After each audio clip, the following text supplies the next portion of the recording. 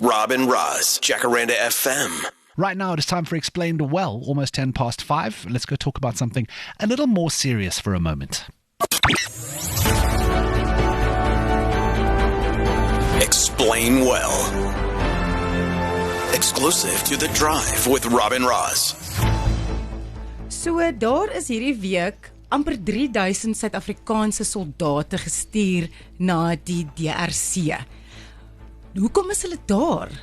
So ons het al 20 jaar lank weermaglede in die Demokratiese Republiek van die Congo, want daar is 'n rebellegroep genoem die M23 wat heelwat probleme daar veroorsaak. So, ons is altyd daar as deel van die VN. So daar's 'n paar soldate alreeds daar vir 20 jaar. Maar nou het die VN gesê, hulle gaan nie meer daar betrokke wees nie. En Suid-Afrika se soldate wat gesubsidieer word deur die VN, kom nou terug. Maar nou stuur ons 2900 DRK toe as deel van die SADC-streek, the South African Development Community. Ja. 2900, dit gaan ons 2 miljard rand kos per jaar om hulle daar te hou. En soos wat dit vir ons klink, kom dit uit die belastingbetalers se sak uit. Nou, daar's baie bekommernis hieroor en ons het 'n bietjie gaan vra wat daar aangaan. So, we have spoken to Cobus Maree, who is the DA Shadow Minister of Defense and Military Veterans, and he says, look, we've been there, our background there, we're not very successful at this stage with the rebels. And these rebels are there.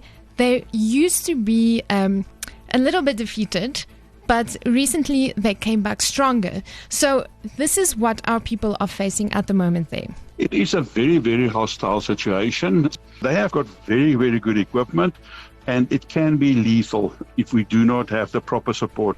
Up till now, and in the past especially, originally there were 5 Oryx helicopters stationed in Goma in the DRC as part of the composite helicopter squadron or unit. There's only 1 that is serviceable after 5, and my information is the 5 will be reduced anyway to 2 eventually.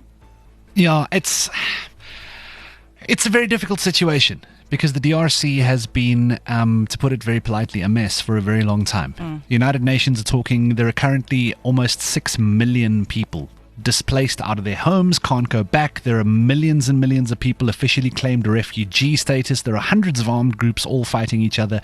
The country is mineral rich. Yes. There is lots and lots of niche resources that the entire planet needs for loads of things. And as a result, they simply cannot catch a break because organizations are fighting for land and territory and control and mines and money and power at the end of the day. And it's very sad that the United Nations, were the only people who were there trying to launch peacekeeping efforts. And they've been there since 1999 and have now said we're not going to be there anymore. And we've sort of said, okay, well, we need to send a couple of people. And I really don't like sitting in this situation where we are going to go, but it's our taxpayer money, we shouldn't help. Because I feel like that's turning our back on people who need our help. But the argument's going to be made, well, they're not our people, so we shouldn't help them. And I feel very helpless in that situation because nobody deserves to live in the situation where so many innocent, normal people are trying to make a life for themselves in the DRC and they simply are not allowed to.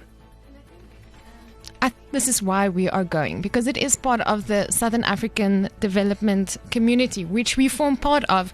So this is like part of the South African it's part of our economic trade brothers, if you want to put it that way. Yeah. The only concern in South Africa is that we don't even have money to support the people who are there now. So we also spoke to Cobus about how our people in the DRC at this stage are finding it there, and he says that they aren't really equipped well enough at all to be there. They were seriously under-resourced in terms of all equipment. They've even complained to us about the quality of their shoes. And one must remember that the nature of that involvement is foot soldiers. When you deploy soldiers in any hostile environment, budgetary constraints and resource constraints must never, ever play a role. This is a conflict that I don't think we hear enough about because We there don't. are other things also kind of needing attention. So it's really great that South Africa is on the right side of history and trying to help people against the illegal militants. Maar het ons die vermoë om dit te doen in terme van ons finansies. This is something we're going to follow up on again. The Drive with Rob and Roz, Jacaranda FM.